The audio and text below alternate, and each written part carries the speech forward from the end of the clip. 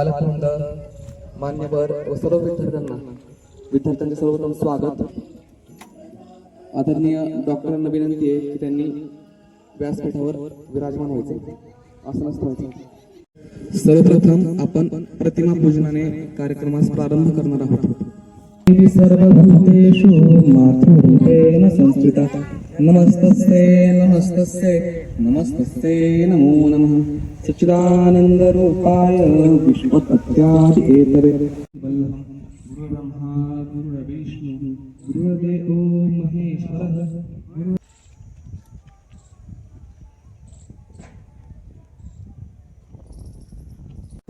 अशा लोकांचा राष्ट्र आहे त्यांच्या अंतकरणामध्ये भक्ती, बुद्धीमध्ये ज्ञान व ते सदैव तेजस्वी कार्यात रममाण असतात। भारताचे सदैव लोकांचा देश अशी राहिलेला आहे, परंतु सध्याच्या काळात आपल्या बौद्धिक व शारीरिक विकसनाकडे दुर्लक्ष झालेले असतात आणि मुलं ही उद्याचं आपलं भविष्य आहे। या दृष्टिकोनातून आपण हे शिबिर आयोजित केलं होतं। आज या शिबिराचा सांगता समारंभ आहे, तर सर्वप्रथम मुलांचं सादरीकरण होईल। संरक्षणाला व्यायाम मंत्र घ्यावा। ओम मित्राय नमः। 11 1 2 3 4 5 6 7 8 9 10 11 12 3 4 1 2 3 4 1 2 3 4 1 2 3 4 1 2 3 4 1 2 3 4 आराम 3 4 1 2 3 4 1 2 3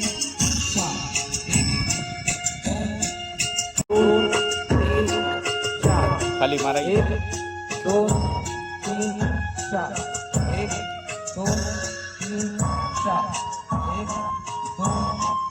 1 2 3 4 आराम 2 3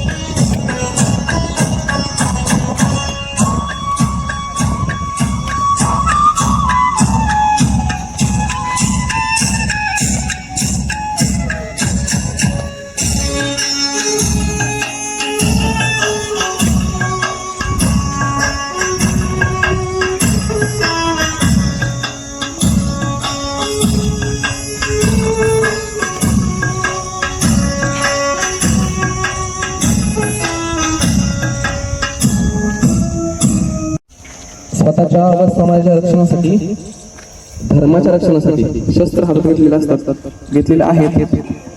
त्यामुळे शस्त्र हे पापही नाही आणि पुण्य नाही। शस्त्राचा आपण वापर कसा करतो त्यानुसार शस्त्राचं पाप आणि पुण्य ठरत असतं। व समाजाला शास्त्र आणि शस्त्र दोन्ही बाजूंची आवश्यकता असते। एका हातात जर शास्त्र असेल तर दुसरा हात हा शस्त्र आहे। 1 2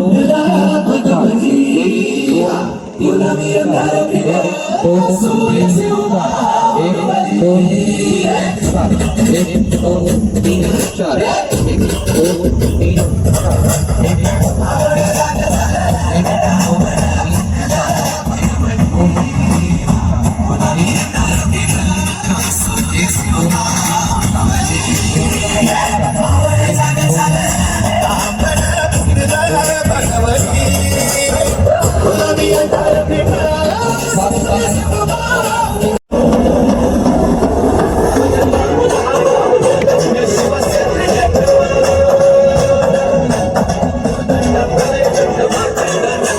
you.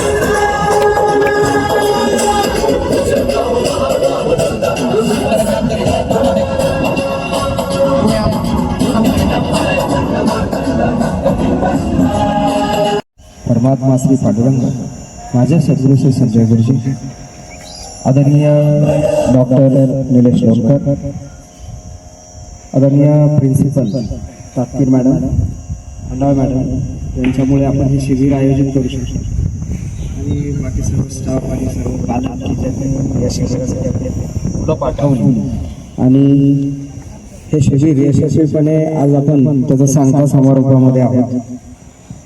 आपण सगळ्यांनी पाहिलं की 5 दिवस आपली मुलं रोज येत होती, आनंदाने इथं खेळत बागडत होती, काठी हातामध्ये घेत होती, लाठी करून पाहत होते. लाठी हातामध्ये घेणं हा एक वेगळा अनुभव आहे त्यांच्यासाठी आणि त्याची ही सुरुवात सराव आणि सातत्याने त्याच्यामध्ये नैपुण्य प्राप्त होतं हा सिद्धांत. पण त्यांना काठी पकडता येते याचा आत्मविश्वास या शिबिरामध्ये मिळालाय. हे काही आपल्यासाठी थोडं तिडकं नाहीये. आपण सर्व पालकांनी संस्कार शिबिर घेत होतोच. मधल्या काही काळामध्ये खंड होता. वैचारिक पार्श्वभूमीवर उद्याची पिढी निर्माण व्हावी असा अट्टहास सावरकर युवा विचार मंचाचा गेले एक तप झाला असेल या गोष्टीला. 10-12 वर्ष 15 वर्ष झाले सातत्याने तो ध्यास आपण मनाशी बाळगून आहोत. आणि मधल्या काही काळातल्या खंडानंतर मला वाटलं की आपण पुन्हा एकदा याची सुरुवात करूया. कारण मुलांमध्ये केवळ आम्ही काहीतरी चॉकलेट बॉय आहोत अशी भावना जायला पाहिजे. आता आपण पाहतोय की ऊन आहे, करतायत, करू शकतो. आपण प्रयत्न केला तर आपल्याला हे ऊन मात्र त्रास देणार आहे. कारण आपण आपली जी अॅनाटॉमी आहे ती बदलून टाकलेली आहे. आपल्या शरीर धारणा बदललेल्या आहेत, पण यांच्यामध्ये घडेल तशी शरीर धारणा घडवता येते असं. त्यामुळे काही लोक अगतिक होतात की अरे उन्हात येते, ते स्वीकारताय, त्यांचं शरीर ते स्वीकारतं. व्यवसाची गुरुकुल हे आपल्या कोल्हापूरमध्ये आहे आणि पूजनीय श्री संजय गुरुजींच्या कृपेतून किंवा त्यांच्याच आशीर्वादाने ते गुरुकुल फार उत्तम पद्धतीने काम करते. आमचे गुरुबंधू लखनजी जाधव त्याचे प्रधान आचार्य आहेत आणि ते पाहतात ते. तर इतकं सुंदर गुरुकुल आहे आणि या गुरुकुलमध्ये जी मुलं येतात ती 8 दिवस राहून तिथं उत्तम पद्धतीचं प्रशिक्षण घेत आहेत आणि त्या मुलांमध्ये एक वैचारिक प्रगल्भता 8 दिवसानंतर पाहायला मिळते. तुम्हालाही काही या मुलांमध्ये बदल जाणवले असतील गेल्या 4 दिवसात. तर आपण त्यांना काय देतोय त्याच्यावर ते उभे राहतात. म्हणून आम्ही असा प्रयत्न करून पाहिला की चला एक छोटंसं शिबिर घेऊन येऊ आणि मला वाटतंय की बऱ्यापैकी तुमच्या सगळ्यांच्या सहाय्यामुळे हे शिबिर यशस्वी झाले असं म्हणायला काही हरकत नाही. जसा गोंधळ आहे तसाच आणि त्याचा गोंधळ दूर करण्यासाठी कोणी सांगितले? भगवान श्रीकृष्णांनी सांगितली. किती श्लोक आहेत? 18 अध्याय आणि 700 गीता आपल्याला सत्य असत्य धर्म अधर्माचं मार्गदर्शन करणारा ग्रंथ. विराज निलेश माळवदकर. मला चांगलं वाटलं, नवीन शिकाय भेटलं. लाठी काठी संरक्षण, सर्वांग सुंदर व्यायाम, पशु माणूस माणूस, देव माणूस, संत माणूस, असुर माणूस, गीता. माझे नाव गौरी दीपक सांगडे आहे. मला उन्हाळी शिबिर खूप आवडली. आम्ही मोबाईलच्या व्यसनापासून दूर गेलो. माझे नाव दुर्वेश अनिल फुरवले. मी चाकणवरून आलोय. उन्हाळी संस्कार शिबिर मला खूप आवडली. तिथे आम्हाला सूर्यनमस्कार, सर्वांग सुंदर व्यायाम, देव माणूस, संत माणूस, पशु माणूस, असुर माणूस, संत माणूस हे शिकायला मिळेल. गीतेचा जन्म कसा झाला, योगासन, प्राणासन, प्राणायाम हे शिकायला मिळेल. धन्यवाद. श्री नवनाथ फुलवरे. मी चाकणवरून आलो आहे. मी उन्हाळी संस्कार शिबिरसाठी इथं आलो. मला उन्हाळी संस्कार शिबिर खूप आवडली. त्याच्यात मला सूर्यनमस्कार शिकवले, योगासने, प्राणायाम, गीतेचा जन्म एवढं काही समजलं. महादेव टकले. मी इथे उन्हाळी शिबिरला आलो. मी त्याच्यातून सूर्यनमस्कार, जन्म, लाठी काठी. माझे नाव देवेंद्र मिथुन थोरात. मी पहिल्या दिवशी इथं आलो. मला सगळे असे नवीन वाटले. मी पहिल्या दिवशी गीतेचा जन्म, कराटे शिकलो, लाठी काठी शिकलो, सर्वांग सुंदर व्यायाम आणि सूर्यनमस्कार शिकलो. धन्यवाद. दिव्यांश पराग सुलाके आहे. मी इथं उन्हाळी शिबिरसाठी आलेलो. खूप छान वाटलं. मी नवीन मित्र बनवले. मला खूप काही शिकायला मिळालं. धन्यवाद. पवार, मी नाशिकवरून आलेले. इकडे मला नवीन नवीन मित्र बनवायला भेटले. कसं वागायचं, आपल्याला काय प्रेयस आहे, श्रेयस आहे. कधी पण प्रेयस निवडायचं नसतं, कधी पण श्रेयसच निवडायचं राहतं. आणि धन्यवाद. माझे नाव आहे सुनील गायकवाड. मी या उन्हाळी शिबिराला आले तेव्हा मला खूप काही शिकायला भेटलं. योगासन, सर्वांग सुंदर व्यायाम, कराटे, लाठीकाठी.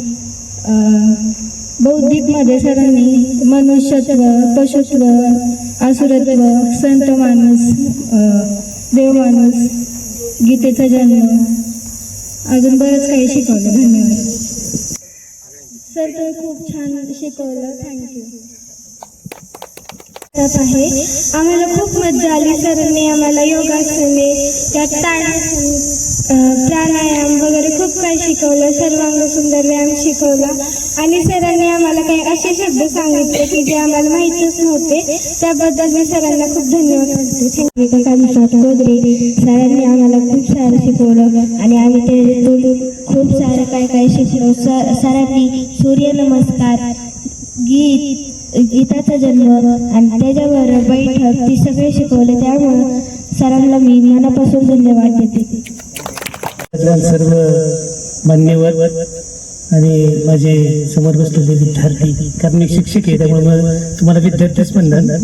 गेले 5 दिवस झाले मी या ठिकाणी येतोय आणि पाहतो की ज्या तन्मयतेने टेंगले सर असतील, त्यांचे सहकारी असतील, भले प्रतिसाद कमी आहे परंतु ज्या तन्मयतेने किंवा त्यांनी ते जे शिबिर घेत आहेत, उन्हाळी संस्कार शिबिर, त्यांचं खरंच आपण खूप ऋणी आहोत.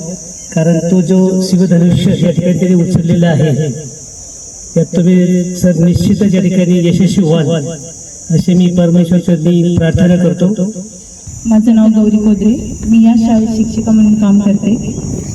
हे खूप छान उपक्रम राबवले सरांनी, त्यासाठी मी आधी त्यांचं आभार मानते. मुलं ही मोबाईल एडिक्ट झाली आहे, तर ह्याच्यापासून त्यांना लांब कसं करता येईल यासाठी असे उपक्रम राबवले पाहिजे.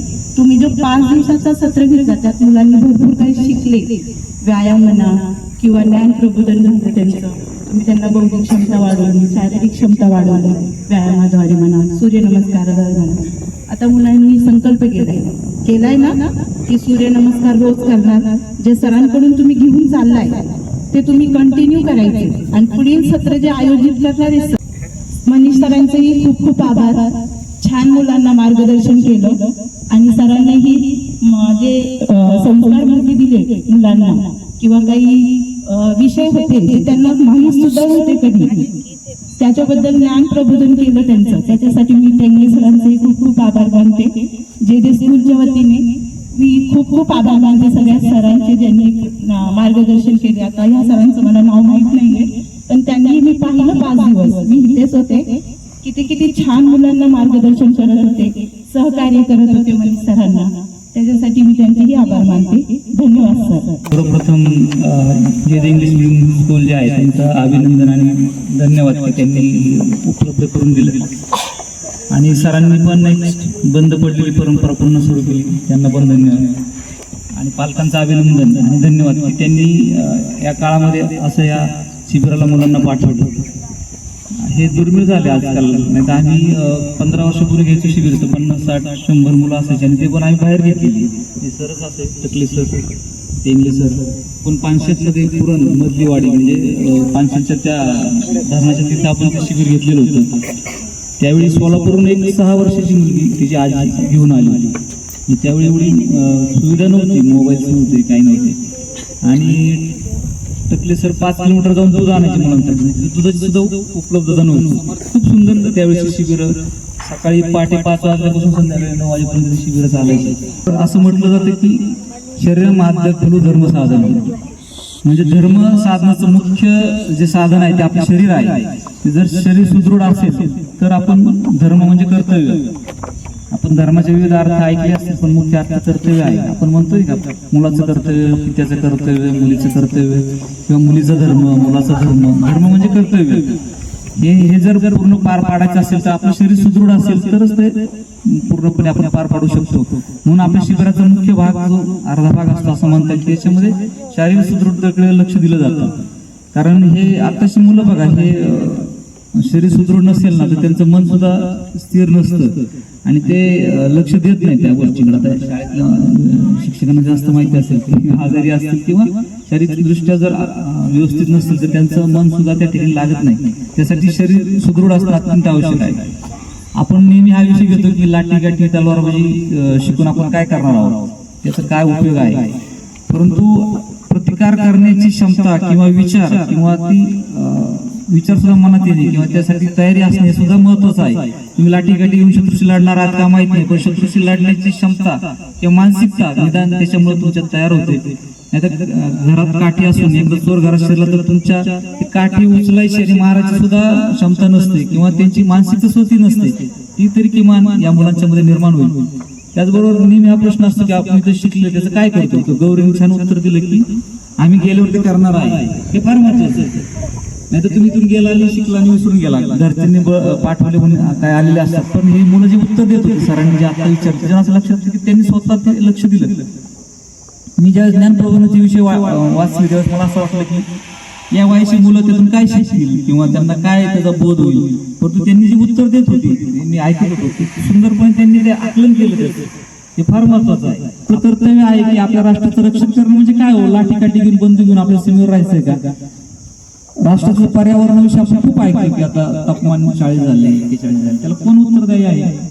आपणच आहोत. आपण वाढवलेला प्लास्टिकचा वापर, आपण वापरत असलेली वाहनं. आम्हाला आठवतं की आमच्या वस्तूवर आमच्याकडेच एक गाडी होती आणि आता प्रत्येक घरात 4 गाड्या झाल्या.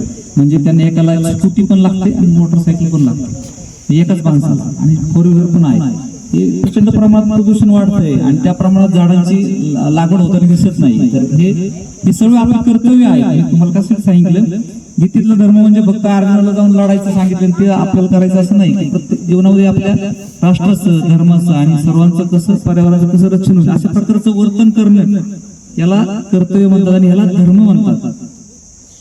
कारण धर्म फक्त वैयक्तिक नसतो तर राष्ट्र पातळीवर सुद्धा त्या कर्तव्यांचं पालन करणं हा सुद्धा आपला एक धर्मच आहे. आणि ती कर्तव्य पार पाडल्याशिवाय आपल्या ईश्वरापर्यंत जाता येत नाही. आपण एक प्रसिद्ध वाक्य ऐकलं असेल की राष्ट्रापर्यंत जाताना आपल्याला, ईश्वरापर्यंत जाताना आपल्या राष्ट्र नावाचा एक भाग लागतो की त्याच्याविषयी आपल्या कर्तव्य पूर्ण करावे लागतात आणि तरच आपण त्या ईश्वरापर्यंत पोहोचू शकतो. आणि मानवी जीवनाचं जे ध्येय आहे ईश्वरापर्यंत पोहोचणे, त्यासाठी काय काय करावं लागेल ते सर्व या शिबिरामध्ये सरांनी घेतलं असं मला वाटतं. आधी त्या शब्दात नसेल घेतलं. शरीर सुदृढ ठेवणं ज्याच्यामुळे आपण आपलं धर्म आणि कर्तव्य पार पाडू शकतो आणि त्यासाठी जे ज्ञान लागतं. तुम्ही सुदृढ झालात आणि त्याचं काय करायचं. सर कराटे शिकवतात आणि त्यांना माहिती की कराटे मधले जे लोक असतात ना शिकलेले ते फार चांगल्या मार्गाने जाताना दिसत नाहीत. कारण त्याच्या मागे जे ज्ञान लागतं, आपण जे शिकलोय त्याचा उपयोग कशासाठी करावा. म्हणजे आम्ही नेहमी म्हणतो की काडीपेटी असते तर त्याचा उपयोग एक स्वयंपाक करायसाठी करेल नाही, एक जण दुसऱ्याचं घर पेटवायसाठी करेल.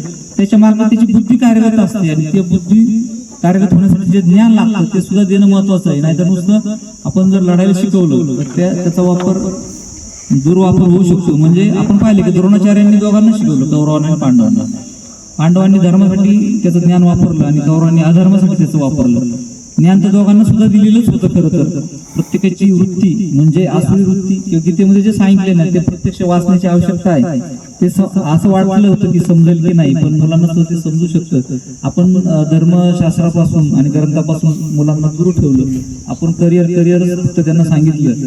पण जी मुलं फक्त करिअर करतात ते परदेशात निघून जाताना आपल्या आईवडिलांना सांभाळत नाही. हा फार मोठी शोकांतिक आहे आपल्या समाजामध्ये. आज आपण बघतो की अंत्यविधीला सुद्धा यायला वेळ नसतो पालकांना. तिकडे मुलांना फोन करून सांगतात की ते उरका, आम्हाला वेळ मिळाला, आम्ही येऊ. अशा प्रकारचं करिअर कशासाठी करायचं मुलांना. त्यांना जर आपण कर्तव्याचं जाण करून देऊ शकलो नाही, आपल्या धर्माचे जाण देऊ शकलो नाही आणि कसं वागलं पाहिजे शिकलो नाही, त्यांचं करिअर काय उपयोगाचं नाही. आणि शिक्षण संस्थे ही जी परंपरा आहे याच्यामध्ये फार मोठी त्रुटी आहे की कशासाठी जगायचं, कसं जगायचं आपल्याला शिकवलं जात नाही. फक्त विज्ञान, कला, इतिहास हे शिकवलं जातं, पण त्याच्यातून नक्की काय घ्यायचं आणि कसं जगायचं याचं ज्ञान शाळांमध्ये दिलं जात नाही. तर अशा प्रकारची संस्कार शिबिरं मध्ये मुलांना पाठवणं आणि शाळा सुद्धा यासाठी प्रोत्साहन देते. गेली 25 वर्ष सावरकर विचार मंचाच्या माध्यमातून आम्ही तर काम करतो. प्रत्येक उपक्रमाला शाळेचा मोठा सहभाग असतो. म्हणजे आता पण आपल्या मंचाला 25 वर्ष पूर्ण झाली, शाळा त्या ठिकाणी प्रदर्शन बघायला आली होती. काही शिक्षक सुद्धा त्या ठिकाणची जी व्याख्यान होते हे ऐकायला सुद्धा आली होती. म्हणजे जे लोक विनामूल्य फक्त धर्म आणि राष्ट्र पुढे जाऊन कार्य करतात त्यांच्या पाठीशी उभं राहणं हे सुद्धा मोठं राष्ट्र आणि धर्म कार्यच असतं. त्याच्यामध्ये शाळेचा मोठ्या प्रमाणात सहभाग असतो. तर शाळेला सुद्धा धन्यवाद. म्हणजे फार बोलण्यापेक्षा ते कृतीत आणणं फार महत्वाचं असतं. सावरकर विचार म्हणजे गेली 25 वर्ष ते काम करतोय. सरांनी आता सुद्धा सांगितलं की हे जे पोलीस भरती प्रशिक्षण केंद्र आहे ते काढण्याचा उद्देश काय होता की आपण म्हणतो की समाज बिघडलाय, तर तो दुरुस्त कोण करणार. त्या ठिकाणी जे अधिकारी वर्ग असतात किंवा पोलीस आहेत ते जर चांगल्या विचार घेऊन त्या ठिकाणी गेले, सरांचं जर प्रशिक्षण केंद्र पाहिजे त्या ठिकाणी ज्ञानेश्वरी शिकवली जाते, त्या ठिकाणी प्राणायाम योगासन घेतली जातात. म्हणजे बुद्धी शुद्ध असेल तर शरीर योग्य कार्य करू शकतो. आणि मग ते शुद्ध झालेली लोक जर प्रशासनात गेली, शासनात गेली तर ती योग्य कार्य करू शकतील. आणि म्हणून तो प्रयत्न सरांचाही चाललेला असतो. आणि अधिकारी सुद्धा योग्य प्रकारचे त्या ठिकाणी गेले पाहिजे. तर त्यासाठी सुद्धा त्या ठिकाणी सर आता काही उपक्रम सुरू करतात, त्याच्यामध्ये आपण सहभागी होऊयात.